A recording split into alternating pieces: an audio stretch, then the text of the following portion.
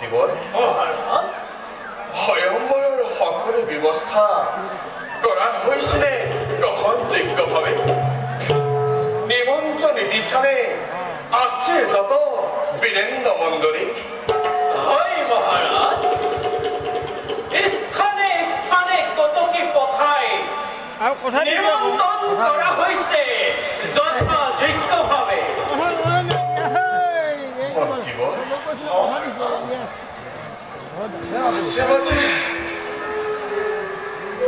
মাছে মাছে ভাৱ হৈ পৰে কিদৰে সম্বোধন কৰি মই তিনি কন্যাক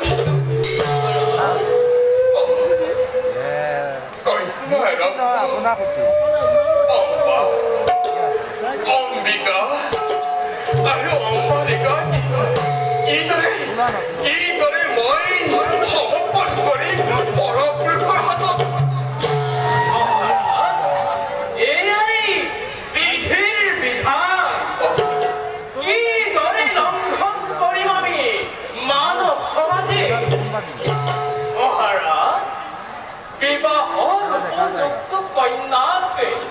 পিতৃৰ স্নেহৰ লাভালাভতে এনেকুৱা কথা নহয় যুগত সঁচা কথা মন্ত্ৰীবৰ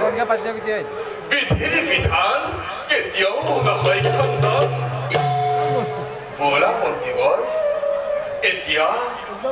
স্বয়ম্বৰৰ শুভ কাৰ্যত আমি ভংগই প্ৰতি অলপ